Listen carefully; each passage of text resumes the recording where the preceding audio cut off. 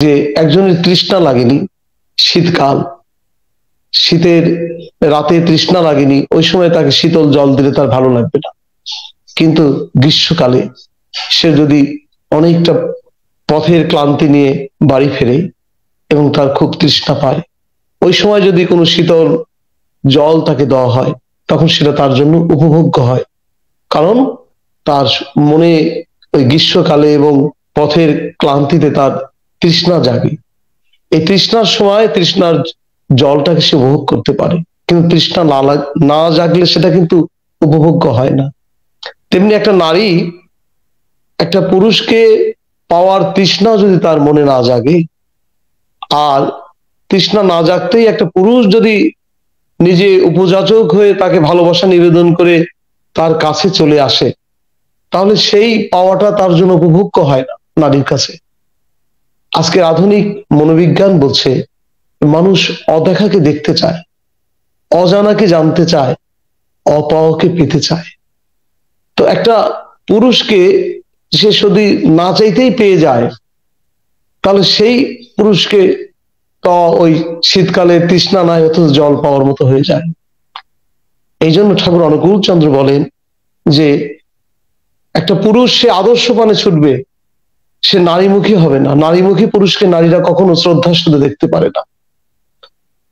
ঠাকুর অনুকূল চন্দ্র বলছেন, পুরুষ ছোটে নারীর পিছে, খোয়ায় শক্তি মেধা মিছে। পুরুষ ছোটে নারীর পিছে, খোয়ায় শক্তি মেধা মিছে।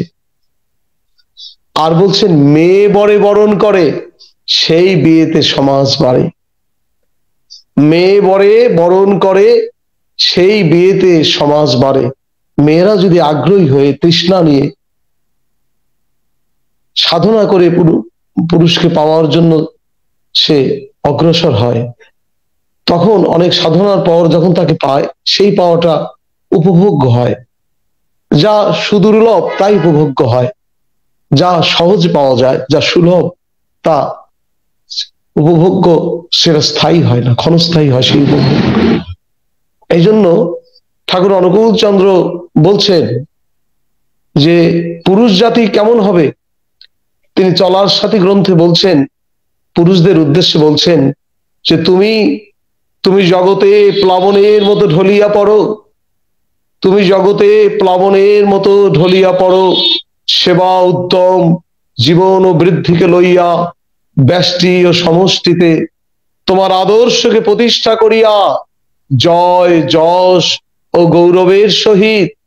আর নারী যদি চাই তোমাকে, তবে ছুটুক সে তার মঙ্গল শঙ্খ নিনাদে, সব প্রাণ মুখরিত করিয়া তোমার দিকে, কিন্তু সাবধান, চেও না তুমি তা। নারী তোমার দিকে ধাবিত হোক, কিন্তু তুমি নারীর দিকে ধাবিত হইও না। আমরা মহাভারতে দেখেছি, উলুপি বলে এক রাজকন্যা, তিনি সেই মহাভারতের যে অন্যতম প্রধান চরিত্র অর্জুন, সেই অর্জুনকে ভালোবেসে ফেলেছিল। অর্জুন তখন তিনি ব্রহ্মচারী হয়ে বিভিন্ন জায়গায় ঘুরে বেড়াচ্ছিলেন। আর ওই সময়ে অর্জুনকে দেখে সেই রাজকন্যা উলুপি খুবই ভালোবেসে ফেলে। কিন্তু অর্জুন সেই দিকে আগ্রহী হন না। এক পর্যায়ে রাজকন্যা উলুপি তাকে অপহরণ করেন অর্জুনকে। তিনি অর্জুনকে অপহরণ করে নিয়ে আসেন তার কাছে। নিয়ে এসে অর্জুনের মতো এত বড় একজন বীর পুরুষকে অপহরণ করে যখন সে রাজকন্যা তার কাছে নিয়ে আসেন, নিয়ে এসে তাকে বলছেন যে আমি আপনাকে ভালোবাসি, আমার সমস্ত মন প্রাণ আপনার কাছে সমর্পিত করেছি আমি। অর্জুন কিছুতেই রাজি হচ্ছিলেন না, কারণ অর্জুন বিবাহিত, তার স্ত্রী আছে, দ্রৌপদী আছে। অর্জুন কিছুতেই রাজি হচ্ছিলেন না, কিন্তু রূপীর গভীর ভালোবাসায় এক পর্যায়ে অর্জুন সেই বিয়েতে মত দেন। তো এই যে মেয়ে গভীর আগ্রহে পুরুষের দিকে ছুটে আসে, এরকম বিয়েতে ঠাকুর বলছেন সমাজ বাড়ে। মেয়ে বরে বরণ করে, সেই বিয়েতে সমাজ বাড়ে। আর আজকে আমরা উল্টো দেখছি, পুরুষ বিয়ের জন্য পাগল হয়ে যাচ্ছে, পুরুষ নারীর দিকে পাগলের মতো ছুটে যাচ্ছে। তো যে পুরুষ নারীর দিকে পাগলের মতো ছুটে যায়, সেই পুরুষকে পেয়ে তার সাথে বিয়ে হওয়ার পরে দাম্পত্য জীবনে তাকে নিয়ে মেয়েরা সুখী হতে পারে না। তাকে নিয়ে মেয়েরা দাম্পত্য জীবনে সুখী হতে পারে না। এই জন্য ঠাকুর বলছেন যে পুরুষ আদর্শ পানে ছুটবে, সে নারীর দিকে ছুটে যাবে না। এইভাবে ঠাকুর বলছেন আদর্শ দাম্পত্য জীবনে পুরুষ যদি বউ সর্বস্ব হয়, তিনি বলছেন বউ সর্বস্ব হলি যেই শয়তানেতে ধরলো সেই। কাজেই আজকের দাম্পত্য জীবনে আমরা যে মাধুর্যময় দাম্পত্য দেখছি না, এর একটি প্রধানতম কারণ পুরুষ আদর্শমুখী না হয়ে সে নারী লোলুপ হয়ে, নারীমুখী হয়ে, স্ত্রীমুখী হয়ে, স্তন্য হয়ে পড়ছে। তারপরে যেভাবে সুপ্রজনন বিজ্ঞানসম্মতভাবে সুবিবাহ হওয়া দরকার, সেরকম বিয়ে আজকে অনেক ক্ষেত্রে হচ্ছে না। এই দুটি কারণে, এই দুটি কারণে আমরা সেই মাধুর্যময় দাম্পত্য জীবন আজকে খুব বেশি দেখছি না। আমাদের বিয়ে করার সময় ভাবা উচিত এই বিয়েটা শুধু আমার ব্যক্তিগত চরিতার্থের জন্য বিয়ে নয়, এই বিয়ের সাথে জড়িত আছে আমার জীবন, আমার উন্নয়ন, আমার সমাজ, রাষ্ট্রের উন্নয়ন। ঠাকুর অনুকূল চন্দ্র বলেছেন উন্নয়ন আর সুপ্রজনন, উন্নয়ন আর সুপ্রজনন এই তো বিয়ের মূল, যেমন তেমন করে বিয়ে করিস না কো ভুল। কাজে যেমন তেমন বিয়ে করা যাবে না। বিয়ের আগে ভাবতে হবে সেই যে নারীকে আমার জীবনে আমি গ্রহণ করব, তাকে নিয়ে আমার জীবন উন্নত হবে কি করে, আমার পরবর্তী বংশধররা উন্নত হবে কি করে, সমাজ রাষ্ট্রের উন্নতি আসবে কি করে, সব দিক দিয়ে কি করে সুন্দর মাধুর্যময় দাম্পত্য জীবন যাপন করতে পারবো, আদর্শ সমাজ গঠন করতে পারবো, এসব ভাবা দরকার। আজকে আমরা অনেকেই তা ভাবি না।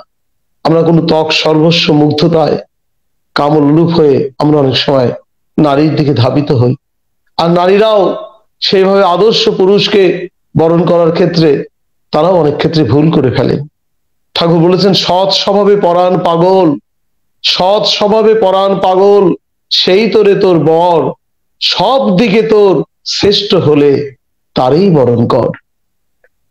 এরকম শিক্ষা আজকের শিক্ষাঙ্গনে তেমন ভাবে দেওয়া হচ্ছে না, যে কেমন করে আদর্শ পুরুষকে নারীরা বরণ করবে, কেমন করে এক মহৎ প্রাণা নারীকে পুরুষরা গ্রহণ করবে, সেই শিক্ষা আমাদের আজকের সমাজে খুব বেশি হচ্ছে না।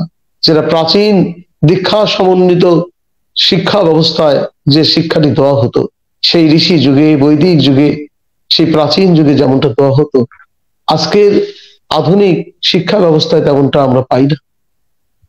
আমার মনে পড়ছে ইংরাজি সাহিত্যের একজন কিংবদন্তি লেখক জর্জ বার্নার্ড শ। সেই জর্জ বার্নার্ড শ খুব প্রতিভাধর ব্যক্তি, কিন্তু তিনি দেখতে সুশ্রী ছিলেন না। দেখতে সুশ্রী ছিলেন না, সুন্দর দেখতে ছিলেন না, অনেকটা দেখতে অসুন্দর কুশ্রী ছিলেন। তো তাকে এক খুব পরমা সুন্দরী মেয়ে তাকে ভালোবেসে ফেলে, কিন্তু সেই মেয়েটি ছিল আবার গবেট, সে খুব স্থূল মস্তিষ্কের অধিকারিণী ছিলেন। তো সেই মেয়েটি জর্জ বার্নার্ড শকে ভালোবেসে ফেলে এবং একদিন জর্জ বার্নার্ড শর কাছে তিনি তার বিয়ের প্রস্তাবই দিয়ে ফেলেন। এবং কারণ হিসেবে তিনি একটি যুক্তি উপস্থাপন করেন, বলেন যে দেখুন, আপনার সাথে যদি আমার বিয়ে হয়, তাহলে আপনার যে এই যে কালজয়ী প্রতিভা, আপনার যে এই বিখ্যাত, আপনার যে আপনি লেখক, আপনার এই প্রতিভা আর আমার সৌন্দর্য, এই উভয়ের সমন্বয়ে আমাদের যে সন্তান আসবে, সেই সন্তান হবে আপনার মতো প্রতিভাদীপ্ত এবং আমার সৌন্দর্য নিয়ে সে রূপে এবং গুণে সব দিক দিয়ে সর্বাঙ্গ সুন্দর হবে। তখন জর্জ বার্নার্ড শ শুনে বললেন, তুমি যা বলছো সেটি যদি হয় তাহলে খুব ভালো, আর যদি এর উল্টোটা হয়, সেই সন্তান যদি তোমার মস্তিষ্ক পায় আর আমার রূপ পায়, তাহলে কি হবে সে হতভাগা। অর্থাৎ জর্জ বার্নার্ড শর মতো যদি কুৎসিত হয়, আজ যদি সেই মেয়েটির মতো গবেট হয়, তাহলে কি হবে। তাই বলছেন যদি উল্টোটা হয়, আমার চেহারা আর তোমার মস্তিষ্ক, এই দুটো যদি সে পায় তাহলে সে হতভাগা আর কি হবে। অর্থাৎ বিয়ের আগে আমাদের এইগুলি চিন্তা করতে হয় যে কেমন বিবাহ হলে পারে নারী এবং পুরুষের উভয়ের ভালো দিকগুলি সন্তান পায়। ঠাকুর অনুকূল চন্দ্র বলেছেন, বাপ হতে পায় ধী প্রকৃতি, বাপ হতে পায় ধী প্রকৃতি, মায়ে যোগায় ধাত। বাপ হতে পায় ধী প্রকৃতি, মায়ে যোগায় ধাত, বিসদৃশ্য মিলন হলে জন্মে কুপকাত। যদি সুবিবাহ হয়, ভালো বিবাহ হয়, সব দিক দিয়ে সুবিজ্ঞান, সুপ্রজননের সেই নীতিবিধি অনুসারে যদি বিয়ে হয়, তাহলে সেই সন্তান পিতা মাতার উভয়েরই ভালো দিকটি পায়।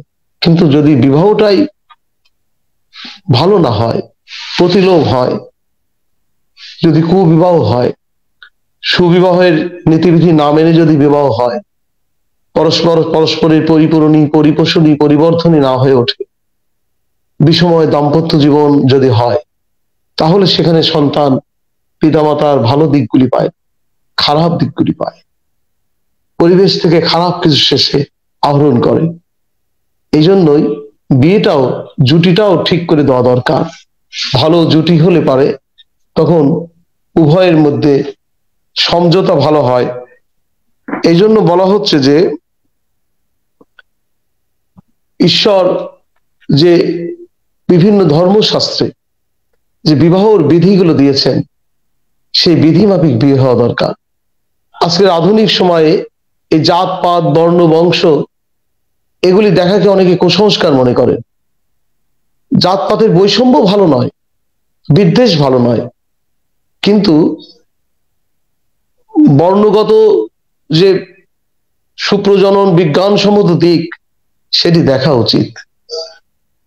যেমন একই গোত্রের মধ্যে বিবাহ ভালো হয় না, আবার একই রক্তের সাদৃশ্য থাকলেও আধুনিক বিজ্ঞান বলছে সেখানে ভালো সুসন্তান আসে না, বা সন্তানগুলি রুগ্ন হয়, শারীরিক বা মানসিক দিক দিয়ে তারা অনেকটা অনেক অনুন্নত হয়। আবার বলছে আমাদের প্রাচীন শাস্ত্র যে ওই পুরুষ এবং নারী, যদি পুরুষ যে নারী বেশি, ঠাকুর অনুকূল চন্দ্রের বিজ্ঞানের ভাষায় তিনি বলেছেন যে শুক্রাণুর চেয়ে ডিম্বাণু যদি অধিক বিবর্তিত হয়, সেখানে সেই মিলনে সন্তান ভালো হয়।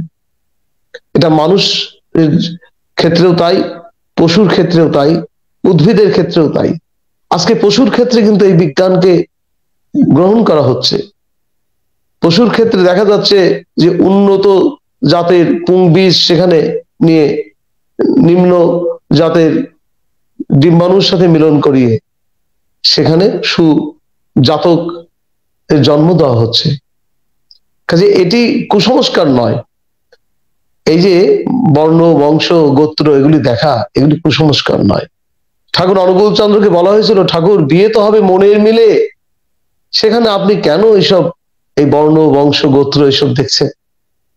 দেখা গেল একটা সুন্দরী মেয়েকে আমার খুব পছন্দ হয়ে গেল, কিন্তু তার সাথে আমার বর্ণ, বংশ, গোত্র বা অন্যান্য সুপ্রজননের অপরিহার্য যে দিকগুলি দেখা দরকার সেগুলির সাথে মিলছে না, তখন স্বাভাবিকভাবে এগুলি মানতে আমার মন চাইবে না। কিন্তু যদি সত্যিকার অর্থে আমরা কল্যাণ চাই, মঙ্গল চাই, তাহলে সুপ্রজননের বিধিগুলি দেখা দরকার। যে ঠাকুরকে যখন প্রশ্ন করলো, ঠাকুর বিয়ে তো হবে মনের মিলে, সেখানে আপনি এই বর্ণ, বংশ দেখার কথা বলছেন কেন?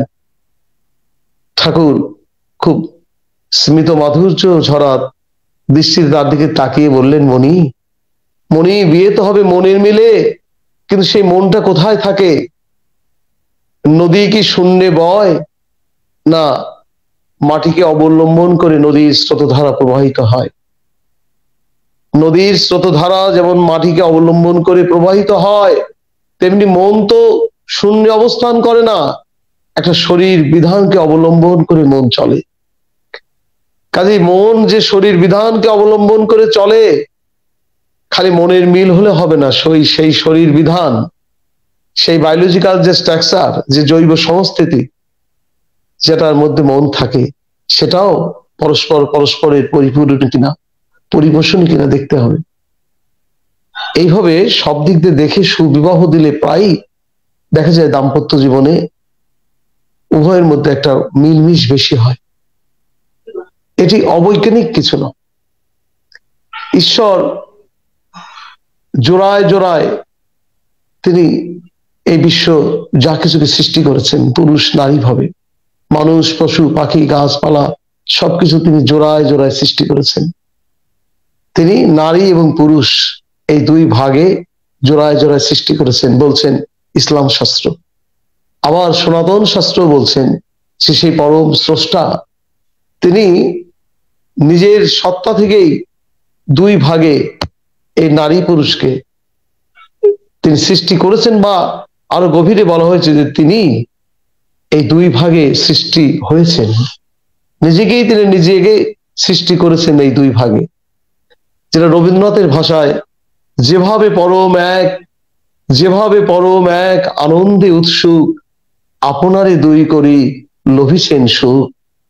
যেভাবে পরম এক সেই পরম স্রষ্টা যেভাবে পরম এক আনন্দে উৎসুক আপনারে দুই করি লোভিছেন সুখ। দুয়েরও মিলন ঘাতে বিচিত্র বেদনা নিত্য গীতহাস করিছে রচনা। এই যে তিনি যেভাবে পরম এক আনন্দে উৎসুক আপনারে দুই করি লোভিছেন সুখ, তিনি নারী এবং পুরুষ এই দুই ভাগে নিজেকে সৃষ্টি করে নিজেই তার লীলারস আস্বাদন করছেন। দাম্পত্য জীবনের মূল দর্শনটা কিন্তু এখানে, দাম্পত্য জীবনের মূল দর্শনটা এখানেই। বিশ্বকবি বলেছেন আমার মাঝে তোমার লীলা হবে, তাই তো আমি এসেছি এইভাবে।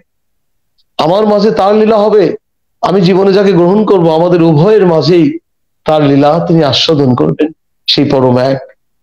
এই দর্শনটি সামনে রেখে আমাদের পরস্পরের মধ্যে প্রীতি ভালোবাসার অমীয় বন্ধন সৃষ্টি করতে হবে। তাই বলা হয়েছে যে মাধুর্যময় দাম্পত্য জীবনে মূলে থাকা দরকার ইষ্ট আদর্শ। ইষ্ট আদর্শ যদি না থাকে তাহলে আমরা এই সত্যটা ধরতে পারি না, বুঝতে পারি না।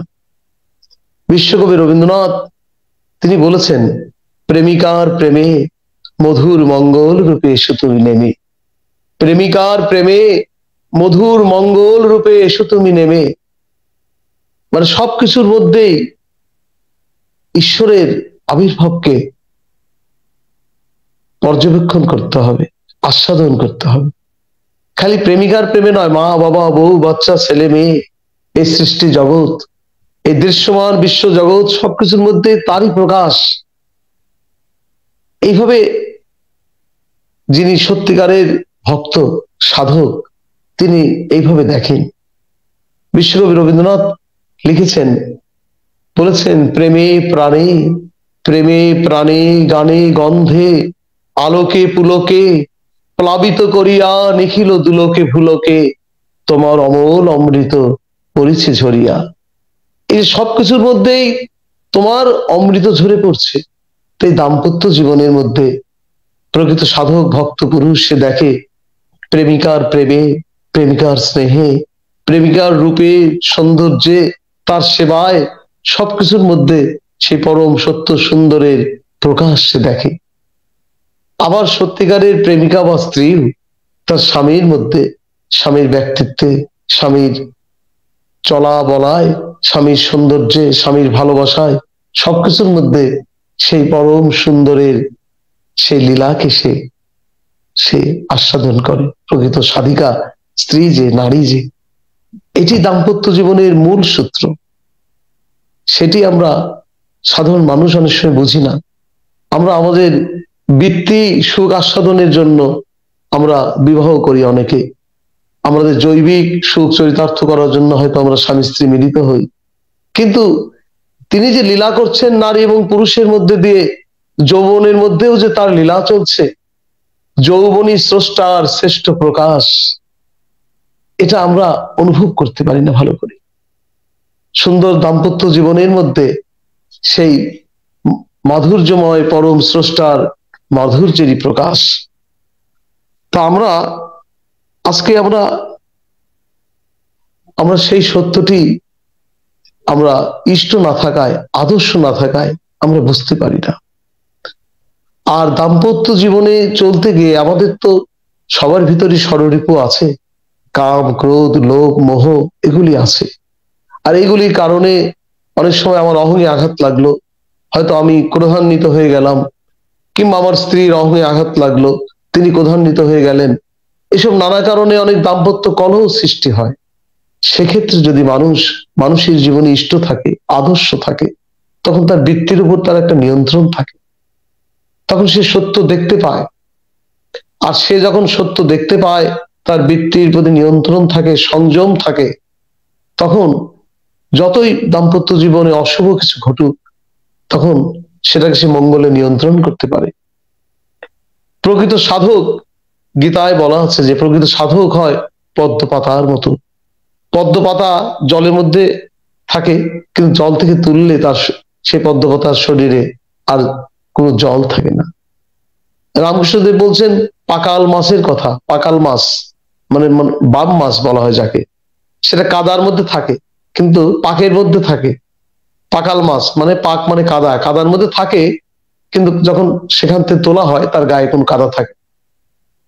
অর্থাৎ যে সাধক মানুষ এই সংসারের মধ্যে থাকে, কিন্তু সংসারের কোনো দুঃখ, সংসারের কোনো পাপ, সংসারের কোনো অমঙ্গল, সংসারের কোনো হিংসা বিদ্বেষ তার অন্তরকে স্পর্শ করতে পারে না, শুদ্ধ থাকে, সে নির্লিপ্ত থাকতে পারে। ঠাকুর অনুকূল চন্দ্রের একজন লীলা পার্ষদ ছিলেন পঞ্চানন সরকার। প্রথম জীবনে খুব অহংকারী ছিলেন, ক্রোধী ছিলেন, এবং তার দাম্পত্য জীবনে খুব অশান্তি ছিল। সে দাম্পত্য জীবনে অশান্তির কারণে বিশিষ্ট একজন শিক্ষাবিদ হয়েও, অধ্যাপক হয়েও তিনি সংসার ছেড়ে চলে এসেছিলেন। একসময় ঘুরতে ঘুরতে ঠাকুর অনুকূল চন্দ্রের আশ্রমে এলেন।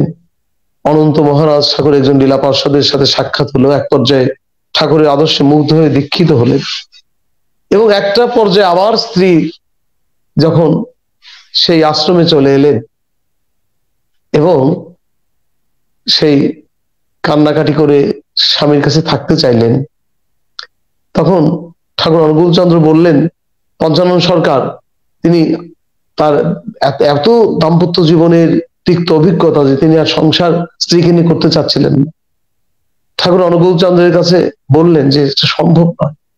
ঠাকুর বললেন জল থেকে দূরে থাকলেই জলের ভয় কাটে না, সাঁতার শিখতে হয়।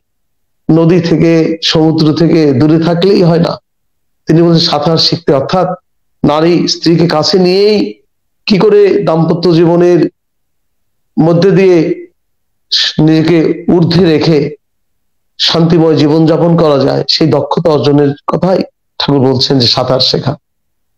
তো পঞ্চানন সরকারকে সেই দক্ষতা অর্জনের পথ নির্দেশনা দিলেন, কিন্তু সেই পথ নির্দেশনা অনুসারে পঞ্চানন সরকার সার্থকতা লাভ করতে পারলেন না, অর্থাৎ সেইভাবে তিনি ঠাকুরের মতে তিনি চলতে পারলেন না। আবার স্বামী স্ত্রীর মধ্যে সেই ভুল বোঝাবুঝি শুরু হলো, কলহ অশান্তি, এটা আবার চরম পর্যায়ে হলো আশ্রমে। একদিন ঠাকুরের কাছে পঞ্চানন সরকার খুব মুখ ভার করে বসে আছেন, অথচ মানুষটি খুবই পণ্ডিত মানুষ, খুবই পণ্ডিত মানুষ, সেই সময়ের একজন বিশিষ্ট শিক্ষাবিদ তিনি। তাকে দিয়ে পরবর্তীতে ঠাকুর অনেক তার শিক্ষা জগতের অনেক অভিনব অনেক কিছুই তাকে দিয়ে ঠাকুর বাস্তবায়নের চেষ্টা গ্রহণ করেছিলেন। তো যাই, পঞ্চানন সরকার যখন মুখ খুব ভারাক্রান্ত করে ঠাকুরের সামনে বসে আছেন, ঠাকুর পঞ্চানন্দাকে বললেন, ও পঞ্চানন্দা, মুখ এমন হাড়ির মতো কালো করে বসে আছেন কেন? তখন পঞ্চানন্দা বলছেন, ঠাকুর আমার জীবনে খুব কষ্ট, অর্থাৎ খুব দাম্পত্য অশান্তি নিয়ে তিনি জীবন কাটাচ্ছিলেন তখন। তো ঠাকুরের কাছে বললেন, ঠাকুর আমার খুব কষ্ট। ঠাকুর বললেন, কষ্ট আপনার যেমন, এ পৃথিবীর অনেক মানুষের মনেই অনেক কষ্ট। তা আপনি তো দার্শনিক মানুষ, পণ্ডিত মানুষ, আপনি বলেন তো এই কষ্ট কেন মানুষের জীবনে আসে? এই কষ্টের কারণ কি? কি করে মানুষ এই কষ্টের হাত থেকে মুক্তি পেয়ে আনন্দময় জীবনের অধিকারী হতে পারে? পঞ্চানন সরকার বলছেন, ঠাকুর আমার মাথায় এখন আর কিছু আসছে না। তখন ঠাকুর বললেন, এই ডিকশনারি আনেন, ডিকশনারি। অনেক ডিকশনারি নিয়ে আসা হলো। ঠাকুর বললেন, দেখেন তো এই কষ্ট শব্দ কোন ধাতু থেকে এসেছে, কষ্ট শব্দ কোন ধাতু থেকে এসেছে। ঠাকুরের একটা বৈশিষ্ট্যই ছিল যে কোনো সমস্যার সমাধান করতে গেলে ওই যে বিষয়ের নিয়ে সমস্যা, সেই শব্দের ধাতুরূপ খুঁজে তার কারণ অনুসন্ধান করতেন তিনি। তিনি অনেক ডিকশনারি নিয়ে আসালেন এবং দেখানো হলো যে কষ্ট শব্দ এসেছে কোন ধাতু থেকে। একটা ডিকশনারি খুলে দেখা গেল যে কষ্ট শব্দ এসেছে কস ধাতু থেকে। কষ্ট এসেছে কস ধাতু থেকে। কস ধাতু মানে হিংসা করা। ঠাকুর বলেন ওই ওই ওই ওই, মাথা ঝাঁকিয়ে বললেন ওই ওই ওই, ওইটি ঠিক আছে। কষ্ট শব্দ এসেছে কস ধাতু থেকে। কস ধাতু মানে হিংসা করা। ওই হিংসা করলেই কষ্ট হয়, হিংসা না করলে কষ্ট হয়। তারপরে পঞ্চানন্দাকে বলছেন যে যত কষ্ট পায় বুঝবেন তার মনে তত হিংসা। আপনার স্ত্রী যে আপনাকে হিংসা করে, কষ্ট দেয়, তার জন্য আপনি কষ্ট পান তা কিন্তু না। আপনার মনেও প্রতিহিংসার জন্ম নেয়, তাই আপনি কষ্ট পান। বলেই তিনি বলছেন যে সক্রেটিস, সেই বিশ্ববিখ্যাত দার্শনিক সক্রেটিস, সে সক্রেটিসের এক জীবনের এক অপূর্ব চমৎকার এক উদাহরণ দিলেন ঠাকুর। তিনি বললেন সক্রেটিস অত বড় বিশ্বজ্ঞানী দার্শনিক হওয়া সত্ত্বেও তার স্ত্রী ছিল খুব ক্রোধী, খুব রাগী স্ত্রী ছিল, খুব দরজাল স্ত্রী ছিল। একদিন সক্রেটিস তার ছাত্র শিক্ষকদের তিনি উপদেশ দিচ্ছে, আর ভিতর থেকে তার স্ত্রী সক্রেটিসকে অকথ্য ভাষায় গালিগালাজ করছে, খুব তর্জন গর্জন করছে। সক্রেটিস নির্বিকার, সেদিকে ভূক্ষেপ না করে তিনি মনোযোগের সহিত তার ছাত্র বা শিষ্যদেরকে তিনি যে বিষয়ে উপদেশ দিচ্ছিলেন সেই বিষয়ে উপদেশ দিয়ে যাচ্ছেন। তার ছাত্র এবং শিক্ষকরা বিস্মিত হচ্ছেন যে এমন একজন বিশ্ববিখ্যাত জ্ঞানী মানুষ, আর তার স্ত্রী হয়েছে এমন ক্রোধী, আর এমন একটা সম্মানী ব্যক্তিকে এমন অসম্মানজনক গালিগালাজ করছে, এমন তর্জন গর্জন করছে। তার ছাত্র শিষ্যরা বিরক্ত হচ্ছে, কিন্তু সক্রেটিস বিরক্ত হচ্ছেন না। তো এক পর্যায়ে তার স্ত্রী অনেক তর্জন গর্জন, অনেক গালিগালাজ করার পরেও তার রাগ মিটছে না। সে কি করলো, ঠাকুর অনুকূল চন্দ্র বলছেন পঞ্চানন সরকারকে, তিনি কি করলেন, ওই সক্রেটিসের দরজাল স্ত্রী, তিনি পাশের নোংরা ড্রেন থেকে নোংরা বালতি ভর্তি জল এনে, বা কলস বা বালতি ভর্তি জল এনে সক্রেটিসের ওই সেই নোংরা জল মাথায় ঢেলে দিলেন। ওই নোংরা জল যখন মাথায় ঢেলে দিলেন, ঢেলে দিয়ে গজরাতে গজরাতে তিনি চলে গেলেন। এরপরেও সক্রেটিস তার স্ত্রীকে একটু কটু কথা বললেন। তিনি আবার পাশের তিনি স্নান টান করে পরিষ্কার পরিচ্ছন্ন হয়ে, সঙ্গে সঙ্গে স্নান করে এসেই পরিষ্কার পরিচ্ছন্ন হয়ে আবার তিনি প্রফুল্ল চিত্তে তার ছাত্র শিষ্যদের উপদেশ দিচ্ছেন। তার মনে এতটুকু ক্রোধ নেই, স্ত্রীর প্রতি এত কোনো বিরক্ত নেই, সদা প্রফুল্লময় মুখে আনন্দ চিত্তে তিনি ছাত্রদের আবার উপদেশ দিচ্ছেন। তখন ছাত্ররা বিস্মিত হয়ে সক্রেটিসকে প্রশ্ন করেন যে আমাদের মনে একটা গভীর প্রশ্ন দেখা দিয়েছে, আমরা কি প্রশ্ন করতে পারি? অনুমতি নিয়ে প্রশ্ন করছেন। বলছেন যে আপনার স্ত্রী অনেকক্ষণ ধরে আপনাকে গালিগালাজ করছে, আপনাকে আপনার চোখে মুখে আমরা কোনো বিরক্তি দেখছি না। তারপরে এক পর্যায়ে যে তিনি আপনার মাথায় যে নোংরা জল ঢেলে দিলেন, ড্রেনের নোংরা জল, বালতি ভর্তি জল ঢেলে দিলেন, এরপরেও আপনি স্ত্রীকে একটু কটু কথা বললেন না। আপনার মুখে আমরা কোনো ক্রোধ, বিরক্তি, বিদ্বেষ কিছুই দেখছি না। আপনার এখনো আপনাকে সদা আনন্দময় প্রফুল্লময় দেখাচ্ছে। এটি আমাদের কাছে খুব বিস্ময় উৎপাদন করেছে। এর কারণটি আপনি বলবেন যে আপনি এত কিছু পরেও কেমন করে স্বাভাবিক আছেন? তখন সক্রেটিস বলছেন যে স্বাভাবিক ঘটনা, তাই আমি স্বাভাবিক আছি। বলে এটা স্বাভাবিক ঘটনা? আপনার স্ত্রী যে এত তর্জন গর্জন করছে, গালিগালাজ করছে, আপনার মাথায় নোংরা জল ছেড়ে দিল, এটা কি স্বাভাবিক ঘটনা বলছেন? এরপর আপনি স্বাভাবিক আছেন, এটি তো খুব বিস্ময়কর। তখন সক্রেটিস অপূর্ব একটা উদাহরণ দিয়ে বললেন, দেখো আকাশে যখন মেঘের গর্জন হয়, সেই গর্জনের পর যখন বৃষ্টি নামে অর্থাৎ বর্ষণ হয় সেটা স্বাভাবিক না? বলে হ্যাঁ, আকাশে যখন মেঘের গর্জন হয়, গর্জনের পর যখন বৃষ্টি নামে সেটা স্বাভাবিক। তখন বললো এটাও তো তাই, আমার স্ত্রী এতক্ষণ গর্জন করছিল, গর্জনের পর এবার আমার মাথায় বর্ষণ হলো, তো গর্জনের পর বর্ষণ তো স্বাভাবিক ঘটনা, এই জন্য আমি স্বাভাবিকভাবে নিয়েছি। এই গল্পটি পঞ্চানন সরকারকে শোনালেন, শুনিয়ে বললেন যে সক্রেটিস স্ত্রী সক্রেটিসকে এত হিংসা করতেন, এত আক্রোশ স্বামীর প্রতি, এত ক্রোধ, এত এত গালিগালাজ করছেন, তবু সক্রেটিস স্বাভাবিক থাকতেন কেন? ওই যে গীতায় যে বলা আছে, পদ্ম পাতা, সাধক মানুষ, জ্ঞানী মানুষ, ভক্ত মানুষ পদ্ম পাতার মতো হয়। পদ্ম পাতা জল থেকে তুললে তার গায়ে জল লাগে না। ঠাকুর রামকৃষ্ণদেব বলছেন পাকাল মাছের কথা। তো সক্রেটিসের মধ্যে কিন্তু আমরা সেই আধ্যাত্মিক প্রতিফলন আমরা দেখছি। ঠাকুর অনুকূলচন্দ্র পঞ্চম সর্গে বলছেন আপনার স্ত্রী যে আপনাকে হিংসা করে, এর কারণে আপনি কষ্ট পান না, আপনি কষ্ট পান আপনার মধ্যে প্রতিহিংসা জন্ম নেয়, তাই আপনি কষ্ট পান। সক্রেটিস স্ত্রী সক্রেটিসের প্রতি আক্রোশ হিংসার পরিবর্তে সক্রেটিসের মনে প্রতিহিংসা বা আক্রোশ জন্ম নেয় না, তাই সক্রেটিস কষ্ট পান না। অর্থাৎ পঞ্চানন সরকার বোঝাচ্ছেন যে ওই ক্রোধান্বিতা নারী তিনি ক্রোধ করতে পারেন, কিন্তু আপনি পদ্ম পাতার মতো থাকুন, আপনি পাকাল মাছের মতো থাকুন, আপনি তার প্রতি ক্রোধ মনে স্থান দিবেন না। সক্রেটিস তার শিষ্যদের বলছেন দেখো, আমার স্ত্রীর প্রতি আমার রাগ হয় না, মায়া হয়, সহানুভূতি হয়, কারণ ও ক্রোধের বশীভূত হয়ে চলে, ও ক্রোধের দাসী হয়ে আছে, ক্রোধের দাসী, ক্রোধ ওকে নাকে দড়ি দিয়ে ঘুরায়, ও অসহায়ের মতো ক্রোধ দ্বারা পরিচালিত হয়। ওর ওই অসহায় অবস্থা দেখে আমার মনে সহানুভূতি জাগে, কষ্ট জাগে, ওর প্রতি ক্রোধ হয় না। যে ও ক্রোধকে জয় করবে এমন ক্ষমতা নেই, ওর এই অক্ষমতার জন্য আমার ওর প্রতি রাগ হয় না, সহানুভূতি হয়।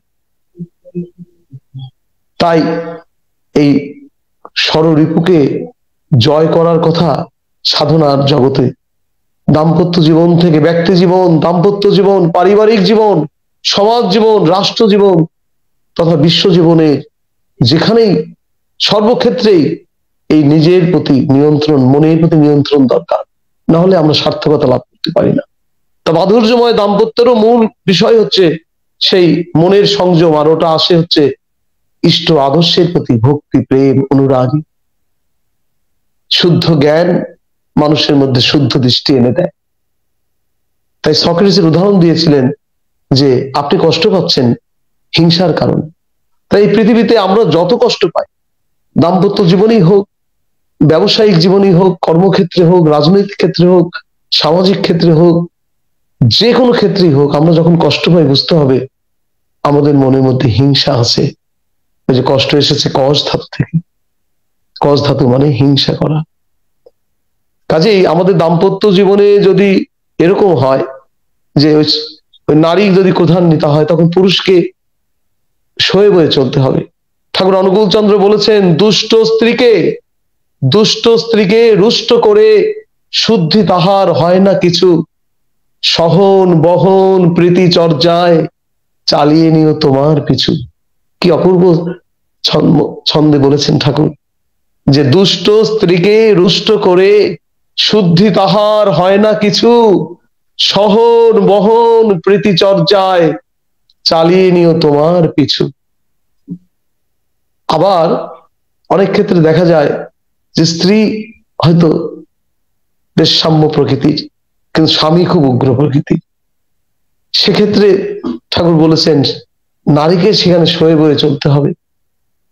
পুরুষ যদি উগ্র প্রকৃতির হয়, তার ক্রোধ তার নিয়ন্ত্রণে না থাকে, তাহলে দাম্পত্যের শান্তি রক্ষার্থে সেখানে নারীকে সয়ে বয়ে চলতে হবে। যে সংযমী, যে জ্ঞানী, তার দায়িত্ব বেশি। সেখানে ঠাকুরের বাণী, স্বামীর কি দোষ, স্বামীর কি দোষ, ধরিস নেমে বলিস নেতায় খোঁচা দিয়ে, অন্তরে তার তৃপ্তি দিয়ে শুধরে নিবি সব নিয়ে। আবারও বলছি, স্বামীর কি দোষ, ধরিস নেমে বলিস নেতায় খোঁচা দিয়ে, অন্তরে তার তৃপ্তি দিয়ে, শুধরে নিবি সব বিনিয়ে। কাজেই এই উভয়ের এই সমঝোতার ভিতর দিয়ে দাম্পত্য জীবনে শান্তি আসে। বিশ্বনবী হযরত মুহাম্মদ সাল্লাল্লাহু আলাইহি সাল্লাম বলেছেন যে দাম্পত্য জীবনের কথা বলতে গিয়ে তিনি বলেছেন যে তোমার স্ত্রী কোনো কারণ যদি তোমার মনে অশান্তির সৃষ্টি করে, তোমার মনে ক্রোধের সৃষ্টি করে, দাম্পত্য শান্তি বিনষ্ট করে, তখন তোমার স্ত্রীর অন্যান্য যে গুণ আছে সেই গুণগুলি তুমি চিন্তা করো। কি অপূর্ব মনস্তাত্ত্বিক কথা! পৃথিবীতে গুণ নেই এমন মানুষ নেই, কিন্তু একেবারে অনেক দোষে দোষে যিনি, তারও কিন্তু গুণ আছে। তো বলছেন তোমার স্ত্রী যখন তোমাকে আক্রান্ত করবে, তার ব্যবহারে যদি তুমি আক্রান্ত হবে, তোমার মনে ক্রোধ সৃষ্টি হবে, তখন তার ওই দোষের বিষয়গুলি না ভেবে তার যে গুণ আছে, তার সেই গুণের দিকগুলি তুমি ভাববে, চিন্তা করবে, ওইটা তোমার মনের মধ্যে আরোপ করবে ওই ভাবটা। তখন দেখবে তোমার মনে এই মনের এই কষ্টের ভাবটা দূর হয়ে গেছে। আসলে আমরা যদি এইভাবে মনটাকে তৈরি না করি, তাহলে সেই নারীর দুষ্ট স্ত্রীর দ্বারাই হোক বা দুষ্ট স্বামীর দ্বারাই হোক, এই দাম্পত্য বিষময় দাম্পত্য আমাদের জীবনকে ধীরে ধীরে ক্ষীয়মান ম্রিয়মান করে ফেলে। অনেক সময় অনেক ভয়ঙ্কর পর্যায়েও মানুষ চলে যায়, অনেক সময় আত্মহত্যার পথ বেছে নেয়। এই বিষময় দাম্পত্যের কারণে অনেক নারী আত্মহত্যা করে, কোথাও কোথাও পুরুষকেও আত্মহত্যা করতে দেখা যায়। নারী নির্যাতনও যেমন আমাদের সমাজে খুব বেড়ে চলছে, পুরুষ নির্যাতনও কিন্তু খুব সাংঘাতিক ভাবে বেড়ে চলেছে। নারী নির্যাতনের প্রচারটা আমাদের সমাজে যত বেশি, পুরুষ নির্যাতনের প্রচারটা মিডিয়ায় অতটা আসছে না। কিন্তু অনেক বিশেষজ্ঞরাই বলছেন যে পুরুষ নির্যাতনও খুব সাংঘাতিক ভাবে বেড়ে গেছে। একটা নারী যেমন করে বলতে পারে যে আমার স্বামী আমার গায়ে হাত তুলেছে, স্বামী আমাকে ধরে প্রহার করেছে, মেরেছে, একটা পুরুষ আত্মসম্মানের ভয়ে সেভাবে কিন্তু বলতে পারেন। নাসিরুদ্দিন, খোজ্জা নাসিরুদ্দিনের একটা কাহিনী মনে পড়ছে। আপনারা নাসিরুদ্দিনের কথা অনেকেই শুনে থাকবেন। সেই মোল্লা নাসিরুদ্দিন, তার গল্পটি এমন যে তিনি তার স্বামী স্ত্রী নিয়ে এক বাড়িতে ভাড়া আছেন। তো প্রায় স্বামী স্ত্রীর মধ্যে তাদের মধ্যে কলহ হয়, তার স্ত্রীটা খুব মাঝে মাঝে রাগারাগি করে। তো একদিন সকালবেলা তাদের বাড়িওয়ালা, তাদের নিচতলায় থাকেন বাড়িওয়ালা, সেই বাড়িওয়ালা এসে নাসিরুদ্দিনের দরজায় নক করছেন। নাসিরুদ্দিন বেরিয়ে এলে বলছেন, দেখুন আপনাদের মধ্যে খুব অশান্তি হয়েছে গত রাত্রে, মাঝরাতে হঠাৎ করে দ্রুম করে মেঝেতে শব্দ হলো, আমরা অনেকেই খুব চমকে উঠেছি, এরকম হলে তো খুব মুশকিল, হ্যাঁ এরকম হলে তো খুব মুশকিল ভাই, এটা খুব, এভাবে উনি বলছেন, এত জোরে শব্দ হলো কি করে মেঝেতে। তখন নাসিরুদ্দিন এর কারণটা তিনি বলতে সংকোচ বোধ করছেন, বললো ওই মানে আপনার ভাবির সাথে একটু ঝগড়াঝাটি হয়েছে। ঝগড়াঝাটি হতে পারে, ঝগড়াঝাটি হতে পারে, কিন্তু মেঝেতে মাঝরাতে দ্রুম করে ওইভাবে শব্দ হলো, আওয়াজ হলো, ওটা কেন হলো? সে কারণটা নাসিরুদ্দিন বলতে পারছেন না। এদিকে বাড়িওয়ালা নাসর বান্দা বলেন, কি করে, কেন অত জোরে শব্দ হলো? স্বামী স্ত্রী অনেকের মধ্যে ঝগড়া হয়, কিন্তু এরকম করে দ্রুম করে মেঝেতে শব্দ হলো। তখন নাসিরুদ্দিন, যখন বাড়িওয়ালা নাসর বান্দা এক পর্যায়ে বলছে, ওই যে মানে আমার ওই জব্বাটা, আমার সেই ভারী বড় জব্বাটা আপনার ভাবি ওই মাঝরাতে বিছানা থেকে মেঝে ঢিল মেরে ফেলে দিয়েছে। তখন বাড়িওয়ালা বলছেন, আপনার ভারী জব্বা যতই ভারী হোক, যতই বড় হোক, ওইটা বিছানা থেকে মেঝে ফেলে দিলে অত জোরে শব্দ হয়? আপনি কি মিথ্যা বলছেন, কি হয়েছে বলুন? তখন নাসিরুদ্দিন বলছেন, না ভাই মিথ্যা বলছি না, কথা ঠিকই বলছি, ওই জব্বাটাই আপনার ভাবি মাঝ রাত্রে মেঝে থেকে রাগ করে, বিছানা থেকে রাগ করে মেঝে ফেলে দিয়েছে, কিন্তু তখন এই জব্বার মধ্যে আমি ছিলাম। অর্থাৎ এই মাঝ রাত্রে যে কোনো কারণে হোক, স্ত্রী স্বামীর প্রতি ক্ষুব্ধ হয়ে স্বামীকে বিছানা থেকে আছাড় দিয়েছে। তো সেই কথা স্বামী বলতে পারছেন না, বলছেন যে ওই জব্বা ঢিল মেরে ফেলে দিয়েছে। পরে এক পর্যায়ে বলছেন এই জব্বার মধ্যে আমিও ছিলাম। অর্থাৎ আমি বলতে চাচ্ছি যে পুরুষ নির্যাতন মিডিয়ায় অত আসছে না, কিন্তু পুরুষ নির্যাতন সাংঘাতিক ভাবে হচ্ছে। এই যে উভয় নারী নির্যাতন পুরুষ নির্যাতন কোনোটাই আমাদের কাম্য নয়। নারী নির্যাতন পুরুষ নির্যাতন কোনোটাই কাব্য নয়। এই জন্য আমরা মানে বারবার বলি যে ওই জুটি নির্ধারণ করা, নারী পুরুষ উভয়ের জুটি নির্ধারণ করা আগেই এই বিষয়গুলি ভাবতে হয়। কেমন জুটি নির্ধারণ করলে আমরা মাধুর্যময় জীবনের অধিকারী হতে পারি, তেমন জুটিটাকেই বলা হয় সুবিবাহ। সেই সুবিবাহ না হলে মাধুর্যময় দাম্পত্য জীবনের অধিকারী আমরা হতে পারি না। তারপরেও যদি আমরা সেইভাবে যদি মানে ভালো করে জুটি সব দিক দিয়ে মেলাতেও না পারি, কোনো কোনো দিক দিয়ে যদি কিছু ভুলও হয়ে থাকে, তারপরেও যাতে অ্যাডজাস্ট করে আমরা চলতে পারি। আবার জুটি ঠিক হওয়ার পরেও তো মানুষ একেবারে নির্ভুল আমরা হতে পারি না। ভালো বর্ণ বংশ গোত্র সব দিক দিয়ে বিয়ে ঠিক হওয়ার পরেও অনেক সময় ক্রোধের বশভূত হয়ে নারী পুরুষের মধ্যে কলহ দেখা দিতে পারে। মানুষ সম্পূর্ণ নির্দোষ নির্ভুল আমরা তো না।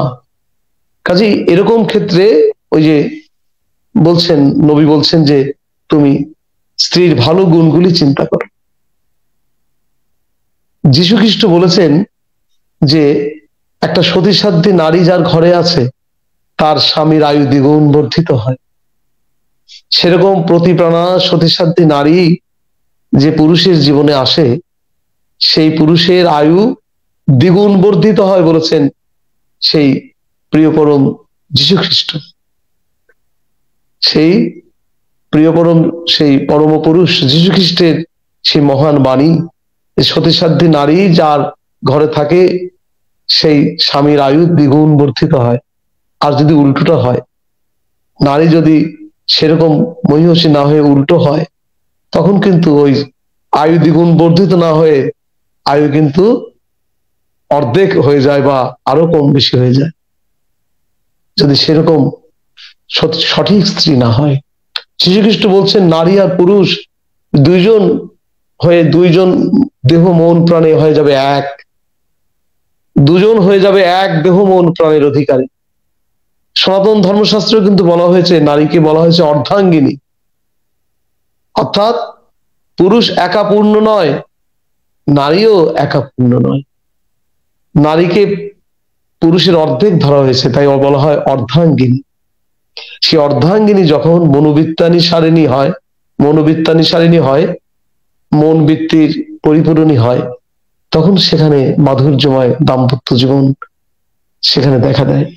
আর উল্টো হলে বিষময় দাম্পত্য দেখা দেয়। কাজেই যদি বিষময় দাম্পত্য দেখা দেয়, সেখানেও ওই পাকাল মাছের মতো হতে হবে, পদ্ম পাতার মতো হতে হবে। এই জন্য জীবনে ইষ্ট আদর্শের প্রয়োজন। জীবনে ইষ্ট আদর্শ হলেই আমরা সেই মানে নারী যদি খারাপ হয়, পুরুষ যদি ভালো হয়, সে তাকে সহিবে চলতে পারে। আবার পুরুষ খারাপ হলেও নারী একজন যদি খারাপ হয় আর একজন ভালো হলেও সহিবে চলতে পারে। আমরা সক্রেটিসের ক্ষেত্রে যেমন স্ত্রীকে রাগী দেখলাম, আবার ইতিহাসে অনেক সময় দেখেছি স্বামী চণ্ডাল রাগী, কিন্তু মহিষী নারী তাকে নিয়ে অ্যাডজাস্ট করে চলার চেষ্টা করে। পৃথিবীর ইতিহাসে আমি দুইটি নারী চরিত্রের কথা ভাবি, খুব বিস্মিত হই। একটি হচ্ছে রামায়ণের মন্দোদরী। রামায়ণের মন্দোদরী আর ইসলাম শাস্ত্রের আসিয়া, যিনি একজন মহিষী নারী ছিলেন। সে আসিয়ার স্বামী ছিলেন ফেরাউন। তিনি ছিলেন খুব তৎকালীন সময়ের একজন মানে বিখ্যাত দানব প্রকৃতির মানুষ, বিখ্যাত মানে সেই সময়ের একজন অতি নিকৃষ্ট পর্যায়ের মানুষ ছিলেন ফেরাউন। আর তার স্ত্রী ছিলেন একজন মহিষী নারী। পবিত্র কোরআন শরীফে সেই আসিয়ার কথা বলা আছে। তো সেই আসিয়া তিনি আল্লাহর প্রতি খুব ভক্তি, আনুগত্য, বিশ্বাস ছিল। আবার স্বামীর প্রতিও তার গভীর ভক্তি ছিল, কিন্তু স্বামী আল্লাহর নামই সহ্য করতে পারতেন, নিজেকেই খোদা বলে দাবি করতেন প্রায়। আর আল্লাহ ছিল তার পরম শত্রু। আর আসিয়া একাধারে স্বামীর প্রতি খুব ভক্তি পরায়ণ ছিলেন, আর তিনি ছিলেন সেই পরম আল্লাহর প্রতি, স্রষ্টার প্রতি গভীর আনুগত্য পরায়ণ ছিলেন। তো এইভাবে আল্লাহর নাম শুনতে পারতেন না যে ফেরাউন, সেই আল্লাহর ভক্ত হয়েও তিনি সেবা যত্ন দ্বারা খুব স্বামীকে নিয়ন্ত্রণ করার চেষ্টা করেছেন। আবার মন্দোদরীর ক্ষেত্রে দেখছি, মন্দোদরী একজন মহিষী নারী ছিলেন, কিন্তু তার স্বামী রাবণ সেই সময়ের সবচেয়ে দুষ্ট ব্যক্তি। সেই ত্রেতা যুগে রাবণ ছিলেন সেই সময়ের সবচেয়ে খারাপ, ক্ষমতাধর খারাপ ব্যক্তি। আর রামচন্দ্র ছিল তার পরম শত্রু।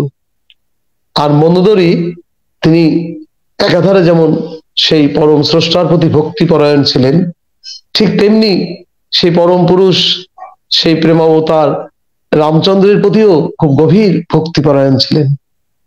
আবার স্বামীর প্রতিও খুব ভক্তি পরায়ণ ছিলেন।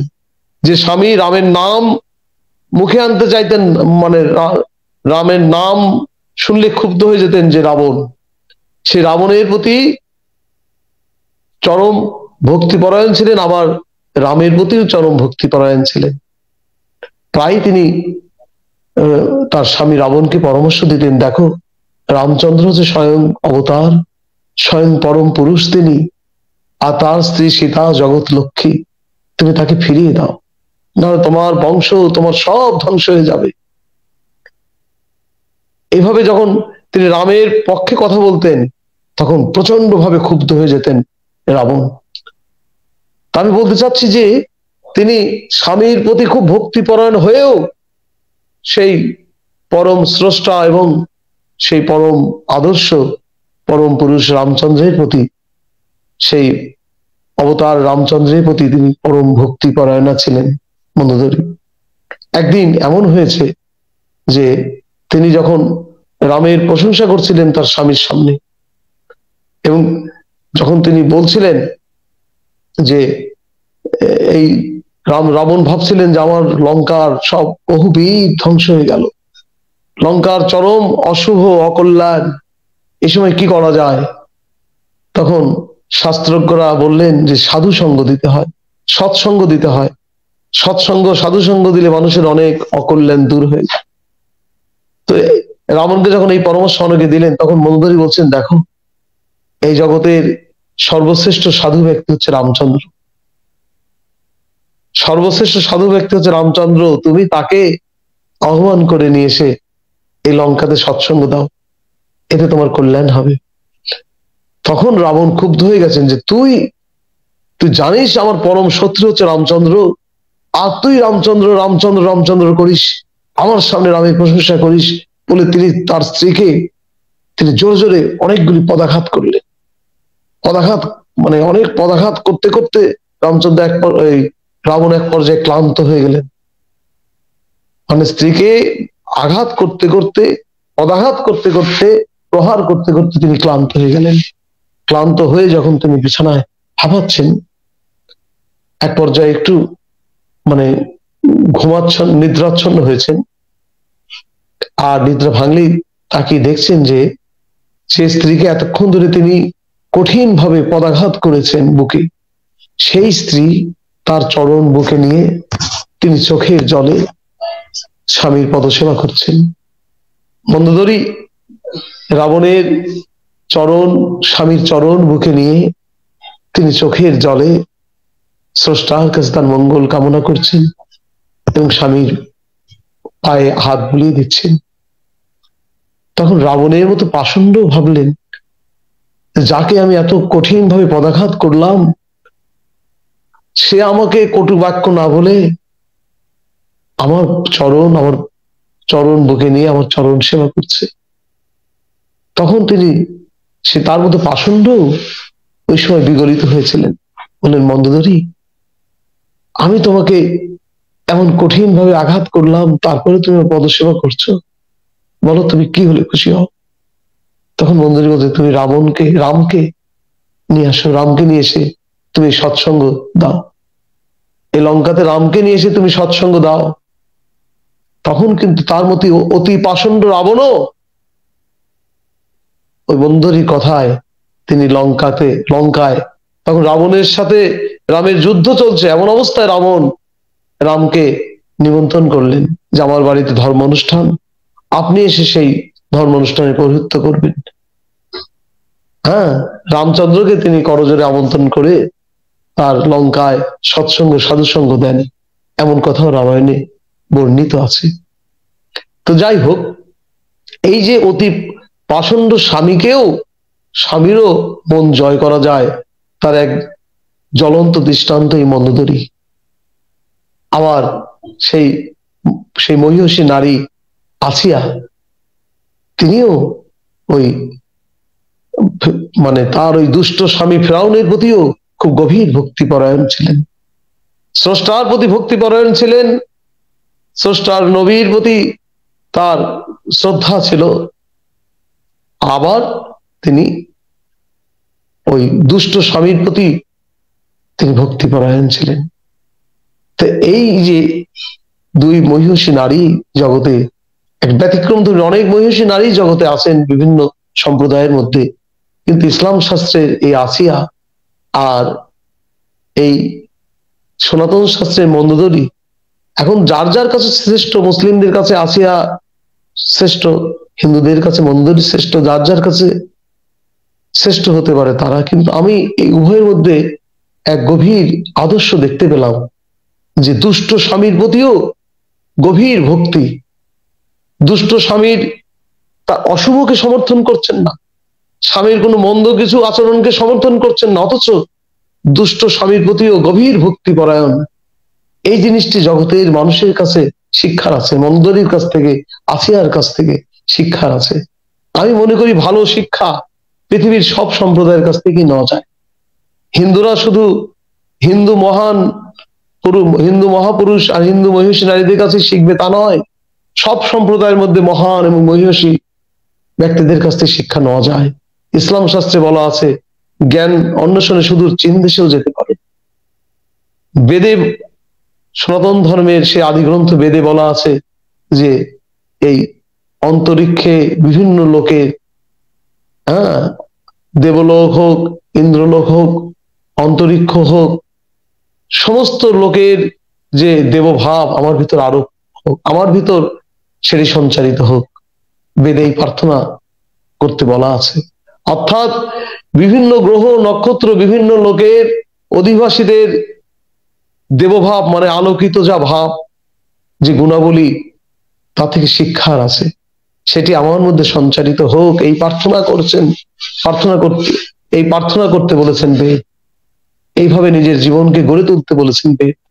তাহলে সেই থেকে পৃথিবীর বিভিন্ন সম্প্রদায়ের মধ্যে যে আলোকিত যে ভাব আছে, যে দেবভাব আলোকিত ভাব, তার যে আলোকিত দিক, যে গুণাবলী, সেটি পৃথিবীর বিভিন্ন জাতি সম্প্রদায় থেকে আমাদের শিক্ষার রয়েছে। এখানে কোনো বিদ্বেষ না করে সবকিছুর মধ্যে শিক্ষা গ্রহণ করাটাই পৃথিবীর সমগ্র ধর্মশাস্ত্রে বারবার করে বলা আছে। আর আমরা দেখেছি দাম্পত্য জীবনে শান্তি আনতে গেলে এই বিষয়ে অনেক ধর্মশাস্ত্র থেকে আমাদের অনেক কিছু শেখার আছে। যেমন রামায়ণ থেকে আমরা শিখতে পারি যে রামায়ণে যে আদর্শ চরিত্র মহিষী নারী, সর্বকালের সেই আদর্শ নারী সীতা, জগৎ লক্ষ্মী সীতা, সে সীতা সম্পর্কে রামচন্দ্র নিজেই বলেছেন যে সীতা যখন আমাকে পরামর্শ দিত, তখন মনে হতো সীতা যেন এক প্রজ্ঞাবান দক্ষ মন্ত্রী, এক প্রজ্ঞাবান দক্ষ মন্ত্রী যেমন করে সুপরামর্শ দেয়, সীতার কাছে আমি সেইভাবে সুপরামর্শ পেয়েছি। সুপরামর্শের সময় সীতাকে আমার কাছে প্রজ্ঞাবান একজন মন্ত্রীর মতো মনে হতো। আবার সীতা যখন আমাকে যত্ন করে খাবার পরিবেশন করত, যত্ন করে আমার সেবা যত্ন করত, তখন আমার মায়ের মতো মনে হতো। তখন মনে হতো সীতা যেন আমার মা। আবার সীতা যখন আমার সাথে রঙ্গরস করত, হাসি রসিকতা করতো, তখন সীতাকে আমার সখীর মতো মনে হতো। তখন সীতা যেন আমার সখী। আমরা কিন্তু দাম্পত্য জীবনে প্রবেশ করে দেখা গেল যে স্ত্রীকে আর সখীর মতো করে আমরা পাই না। হ্যাঁ, বিয়ের আগে স্ত্রী হয়তো অনেকের বান্ধবী থাকে, সেই বান্ধবী যত আকর্ষণীয় হয়ে থাকে, পরবর্তীতে বিবাহিত জীবনে গিয়ে স্ত্রী হয়ে তখন তার সেই বান্ধবীর যে ছলা কলা, সে চটুল চপল ভাব, সেটি স্ত্রীরা অনেক অনেক স্ত্রীরাই ধরে রাখতে পারে না। কিন্তু দাম্পত্য জীবনে মাধুর্যময় দাম্পত্য জীবনের জন্য কিন্তু এটাও একটা খুব গুরুত্বপূর্ণ বিষয়, স্ত্রী হয়েও বান্ধবীর মতো থাকা, সখীর মতো থাকা। আমার স্বামীদেরও তাই ভাবতে হবে, তারা স্বামীও হবে আবার বন্ধুর মতো হবে। স্বামীকে দেবতার মতো ভাবতে হয়, বন্ধুর মতো। তো স্বামী একভাবে যেমন স্ত্রীর কাছে নমস্য ব্যক্তি হবেন, আমার বন্ধুর মতো গভীর দরদের মতো তার প্রতি মানে খুব গভীর দরদ থাকবে, স্নেহ থাকবে, মমতা থাকবে, প্রীতি থাকবে, সবকিছুর সমাবেশ থাকবে। সেটি আমাদের প্রায় দাম্পত্য জীবনে কিন্তু আমরা দেখতে পাই না। সীতার মধ্যে আমরা সেটা দেখতাম। এবং সীতার মধ্যে আরো বড় শিক্ষা, অনেক লেখকরা ভুল বলে থাকেন যে রামচন্দ্র সীতার প্রতি অনেক অবিচার করেছেন। বিশেষ করে যখন রামচন্দ্র সেই লঙ্কায় রাবণকে বধ করে সেই অশোক কানন থেকে সীতাকে মুক্ত করে আবার রথে করে নিয়ে অযোধ্যায় ফিরে এলেন, এসে তিনি সেই রাজ দায়িত্বভার গ্রহণ করলেন, অযোধ্যার রাজা হলেন।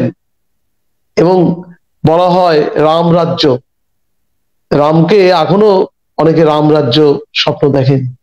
রাম যেমন করে রাজ্য পালন করতেন, রামের সময় রাজ্যের যে সুন্দর সুব্যবস্থা ছিল, সেটি এখনো মানুষের কাছে আদর্শ হয়ে আছে। রাম চিরকালের মানে একজন আদর্শ রাজা। তো সেই রাম যখন সীতাকে নিয়ে এলেন, তখন কিছু রাজ্যের দুষ্ট মানুষ তারা ছড়াতে লাগলো যে সীতা রাবণের কাছে অতদিন বন্দী হয়েছিলেন, সীতা হয়তো সতী নাই, আর এমন অসতী নারী নিয়ে আমাদের দেশের রাজা তিনি সংসার করছেন, কাজে এতে রাজ্যের অকল্যাণ হবে। এইভাবে এক ধরনের কিছু দুষ্ট লোক এগুলি প্রচারণা করতে লাগলেন। এবং রাজ্যব্যাপী এই যে এমন ভাবে ছড়ে গেল যে তখন রামচন্দ্র অধিকাংশ প্রজার স্বার্থে, তিনি জানতেন তার স্ত্রী সতী সাধ্বী মহিষী নারী, অতি পবিত্র নারী হচ্ছে সীতা, এটা জেনেও রামচন্দ্র তখন কিন্তু রাজা তার নিজের আত্মসুখ বিসর্জন দিয়ে রাষ্ট্রের সুখটাকে বড় করে দেখতে হয় আদর্শ রাজার। রামচন্দ্র তাই করলেন। সীতাকে তিনি 100 ভাগ শুদ্ধ নিষ্পাপ জেনেও তিনি নিষ্ঠুরের মতো রাষ্ট্রের স্বার্থে অধিকাংশ অধিবাসীদের মধ্যে যখন এটা ছড়িয়ে দিচ্ছে যে সীতা থাকাতেই রাজ্যের অকল্যাণ হবে, হ্যাঁ, সীতাকে বিসর্জন দেওয়া দরকার, তখন রামচন্দ্র নিষ্ঠুরের মতো লক্ষণকে ডেকে বললেন, লক্ষণ, তুমি সীতাকে নিয়ে তুমি বনে চলে যাও, বাল্মীকির আশ্রমে চলে যাও, বাল্মীকির আশ্রমে গিয়ে তুমি সীতাকে সেখানে রেখে চলে আসবে। লক্ষণ পরম ভক্ত, হনুমান পরম ভক্ত যেমন রামচন্দ্রের, লক্ষণও হনুমানেরও তো অত পরম ভক্ত না হলেও তিনি কম ভক্ত না। তিনি রামচন্দ্রের জন্য তিনি তার সুন্দরী স্ত্রী উর্মিলাকে রাজপুরীতে রেখে তিনি দাদার স্বার্থে, দাদা ছিল তার কাছে ইষ্ট আদর্শ সবসময় চিরকালই, সে দাদার আদর্শের স্বার্থে একধারে দাদা, একধারে দাদা তার ইষ্ট আদর্শ, তাই তিনি তার সুন্দর স্ত্রী উর্মিলার সাথে সঙ্গে থাকার সুখ বিসর্জন দিয়ে তিনি রামচন্দ্রের জন্য চলে গেলেন বনে। সেই এত বড় ভক্ত লক্ষণ, তিনি যখন দেখলেন যে রামচন্দ্র এই সিদ্ধান্ত নিলেন, তিনি মনে মেনে নিতে পারছিলেন, কিন্তু তারপরেও রামের নির্দেশ রামের নির্দেশকে তিনি অমান্য করতে না পেরে রামের নির্দেশকে অমান্য করতে না পেরে তিনি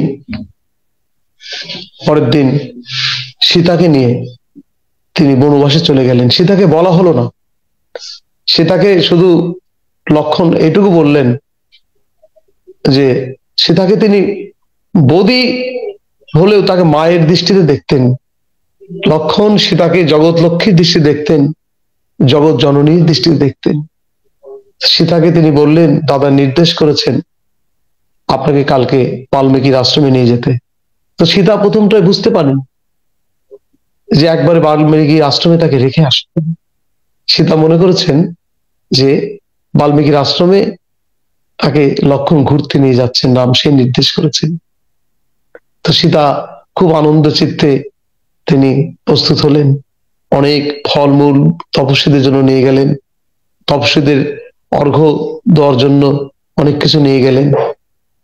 কিন্তু যখন লক্ষণ সেই রাজ্য থেকে সীতাকে পরের দিন নিয়ে গেলেন সেই অনেক দূরে গভীর বনে, সে বাল্মীকির বনে যখন নিয়ে গেলেন, নিয়ে বললেন, দাদা আপনাকে এই বনে নির্বাসন দিয়েছেন, আমার সাথে আপনি ফিরে যেতে পারবেন না।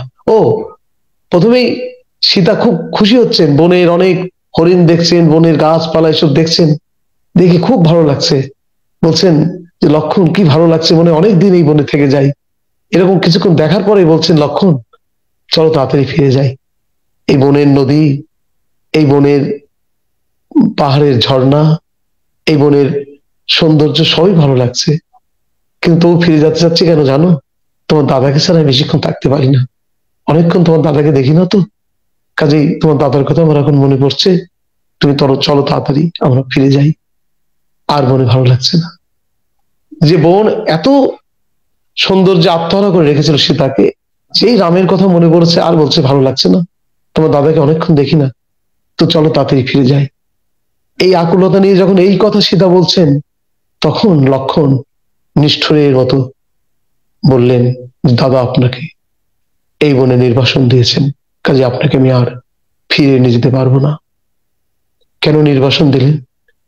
তিনি বললেন, দাদা যেমন আপনার স্বামী, তেমনি এই রাষ্ট্রের তিনি রাজা। এই রাষ্ট্রের জনগণ মনে করছেন আপনাকে বনে নির্বাসন না দিলে এই রাষ্ট্রের অকল্যাণ হবে। তাদের এই ধারণার কারণে এই রাষ্ট্রের স্বার্থে রাজধর্ম পালনের জন্য দাদা আপনাকে নির্বাসন দিয়েছেন, কাজে আমি আপনাকে দাদার কাছে এখন নিয়ে ফিরিয়ে নিয়ে যেতে পারবো না, আপনাকে বনে রেখেই আমাকে চলে যেতে হবে। আপনি এই মহান শ্রী মুনি বাল্মীকি, আপনি তার সান্নিধ্যে, তার কাছে কন্যার মতো আপনি এই বনেই থাকবেন। বলে লক্ষণ চোখের জল, সে কোনোভাবে চোখের জলকে ধরে রাখতে পারছেন না, লক্ষণ ফিরে যাচ্ছে। তখন সীতা বলছেন, দাঁড়াও লক্ষণ। সীতা কিন্তু তখন তার পেটে সন্তান এসে গেছে, তার পেটে সন্তান এসেছে ওই সময়। আর রামচন্দ্র জানতেন যে বাল্মীকি রামের প্রতি খুব গভীর ভক্তিপরায়ণ, শ্রদ্ধাশীল, আর বাল্মীকির আশ্রমে থাকলে তিনি বাল্মীকি তাকে মায়ের মতো দেখবেন, নিজের মেয়ের মতো দেখবেন, আর ওখানে তিনি স্বামীর গুণগান শুনবেন, যেটা তার গর্ভে যেহেতু সন্তান, এটা তার জন্য মঙ্গল হবে।